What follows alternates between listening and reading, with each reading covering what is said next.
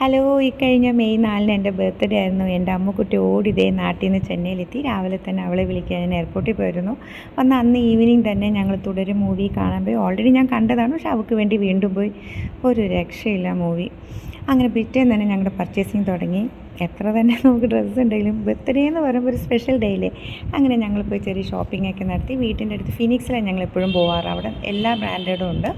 അങ്ങനെ പോയി എനിക്ക് വേണ്ടി എടുത്തു. കഴിഞ്ഞ ബർത്ത്ഡേക്ക് എൻ്റെ മോൻ ഇവിടെ വന്ന് എനിക്കൊരു സർപ്രൈസായിട്ട് തന്നു. അതിൻ്റെ മുന്നിലത്തെ ബർത്ത്ഡേക്ക് എൻ്റെ അച്ഛൻ ഇവിടെ വന്ന് ഞങ്ങൾ തകർത്തു. അങ്ങനെ ഞങ്ങളുടെ ഷോപ്പിംഗ് കാര്യങ്ങളൊക്കെ കഴിഞ്ഞ് ഞങ്ങളിത് വീട്ടിലൊരു എത്തിയപ്പോൾ തന്നെ ഒരുപാട് ലേറ്റായി. പക്ഷേ അതിൻ്റെ ഇടയ്ക്ക് അവൾക്ക് എന്തോ സർപ്രൈസ് വാങ്ങണം എന്നിട്ട് അവൾ പോയി. ബർത്ത്ഡേ എൻ്റെ വ്ളോഗൊന്നും എടുക്കാൻ പറ്റിയില്ല.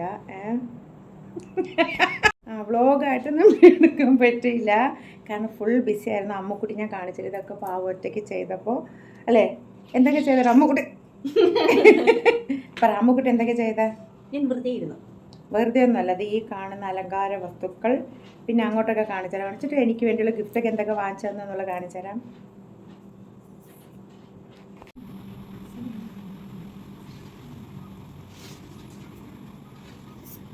അമ്മയുടെ അനുഗ്രഹത്തോടുകൂടി കേക്ക് ഞാൻ കട്ട് ചെയ്യാൻ പോകും. കേക്ക് വെച്ചാൽ വലിയ കേക്കൊന്നുമല്ല, കാരണം അത്രയും സ്വീറ്റ്സ് അകത്താക്കാൻ വയ്യാത്തതുകൊണ്ട് സ്മോൾ പീസ്.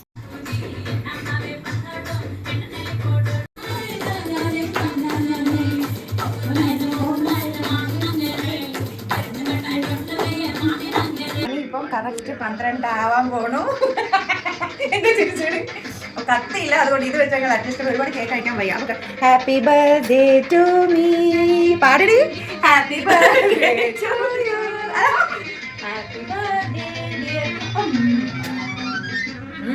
അടിപൊളിക്കാണ്. ഓ സൂപ്പറാണ് അമ്മുക്കുട്ടി. അപ്പുക്കുട്ട താങ്ക് യു സോ മച്ച്. അപ്പും അമ്മും ചേർന്നും ഭയങ്കരമായിട്ട് സർപ്രൈസ് ഒക്കെ വെച്ചിട്ടുണ്ട്. എന്താണെന്നൊക്കെ പൊട്ടിച്ച് നോക്കണം ഇപ്പം. ഓക്കെ അടിപൊളി കേട്ടോ. നോക്കട്ടെ അപ്പൻ്റെ അമ്മ ഓരോന്നായിട്ട് എടുക്കാം. ഇത്ര നല്ല നമ്മള് കല്യാണം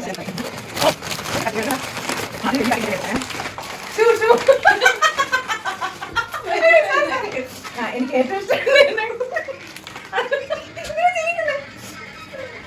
അടിപൊളി. ഓക്കെ, ഞാൻ എൻ്റെ ഷൂ കളഞ്ഞിരിക്കുമായിരുന്നു, വേണമെന്നപ്പോൾ അല്ല മനസ്സിലാക്കി ഒന്ന് കിട്ടി. അടുത്ത കിട്ടി നോക്കട്ടെ. ഓ, നീ എന്നിട്ട് ഫ്രണ്ടിനെ കാണാൻ പോകുന്നതുകൊണ്ട് പോയിട്ട് കളകളൊക്കെ ഇതിനായിരുന്നല്ലേ. എനിക്ക് സംശയം ഉണ്ടായിരുന്നു എന്തോ ഉണ്ടെന്ന്.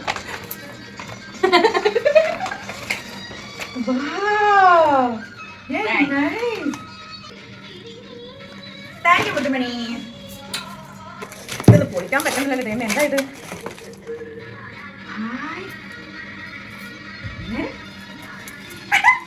അപ്പൊ കൂട്ടാ താങ്ക് യു. ഭയങ്കര ആക്റ്റീവ്. നോക്കട്ടെ എന്താ നല്ല ആകാംക്ഷ എടുക്കാം. ഇത് മോളും കൂടെ ചേർത്തുള്ള സാധനം തോന്നുന്നു. എന്താണ് ഞാൻ വെച്ചത് എവിടെ പോയി?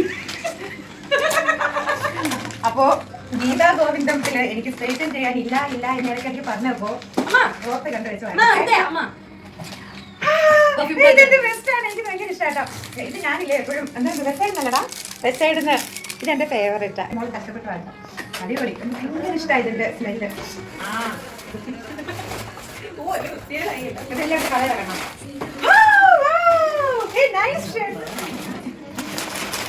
എന്റെ അമ്മക്കുട്ടി അപ്പക്കുട്ടി ചേർന്ന് ഈ തെരുപ്പ്, ആ ഷൂ, എന്താ രണ്ട് ഫ്രണ്ട്. താങ്ക് യു മൊത്തേ. I love you. നിന്റെ പിറന്നാൾ ഇതൊന്നും മാറ്റി തരൂലല്ലോ. ഇന്നെൻ്റെ പിറന്നാളായിട്ട് 5-5:30 ആകുമ്പോൾ അമ്പലത്തിൽ പോകണമെന്നൊക്കെ വിചാരിച്ചു. പക്ഷെ ഭയങ്കര മഴ ഇവിടെ വിചാരിക്കാതെ. സോ അതുകൊണ്ട് എന്തായാലും ഞങ്ങളിപ്പോൾ റെഡിയായി. ഞാൻ എൻ്റെ മോളിൽ നിന്നൊരു ട്രഡീഷണൽ വേഷത്തിൽ ഇറങ്ങിയിരിക്കുക.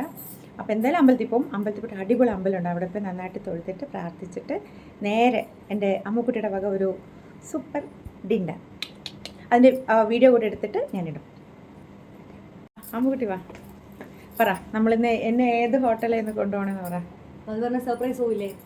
എന്നാലും ചെറിയ ഹിന്റ് താ. ശരി, പറയൂലെന്ന്. അപ്പോൾ അവിടെ ചെന്നിട്ട് നോക്കട്ടെ. എന്തായാലും അടിച്ചു പൊളിക്കാം. ഒക്കെ വന്നിട്ട് ഭയങ്കര ഇരുട്ടൊന്നും കാണുന്നില്ല. The time is just 6:20, guys. Yes, അത്രേ ആയിട്ടുള്ളൂ. പക്ഷെ എന്തൊരു ഇരുട്ട് കണ്ടെത്തുന്ന 8, 9, 10. ഞങ്ങളിപ്പോൾ നേരെ അമ്പലത്തിൽ പോവും, എഴുതിയിട്ട് ഹട്ടെ.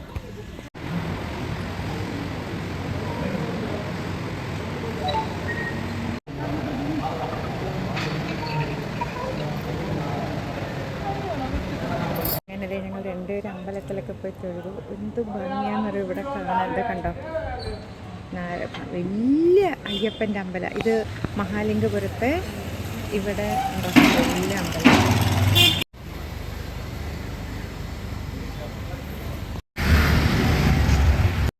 ഞാനിവിടെ നുങ്കമ്പാക്കത്തുള്ള ഒരു പല്ലവാസ് എന്നുകൊണ്ട് ഒരു അടിപൊളി റെസ്റ്റോറൻ്റ് ഉണ്ട്, അവിടെ എത്തിയിട്ടുണ്ട്. ഇവിടുത്തെ ഫുഡൊക്കെ ഭയങ്കര ടേസ്റ്റ് എന്നാണ് പറഞ്ഞത്.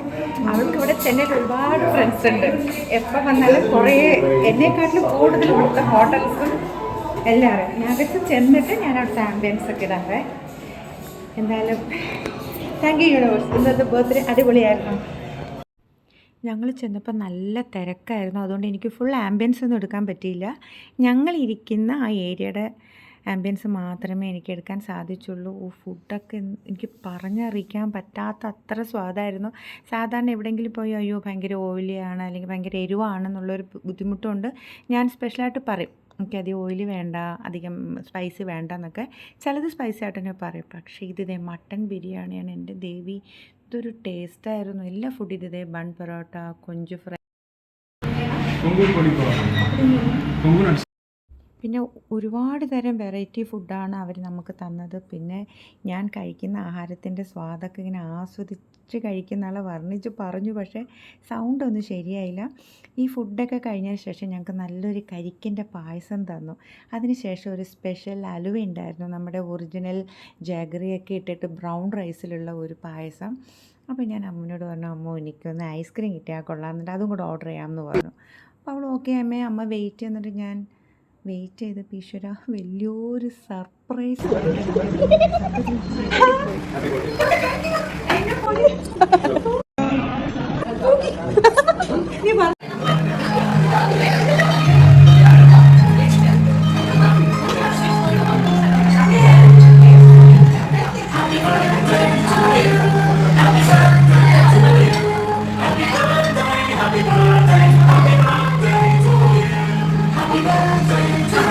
ഇമോഷണലി ഞാൻ ഭയങ്കര വീക്കാണ്, കരയാതിരിക്കാനൊക്കെ ശ്രമിച്ചു.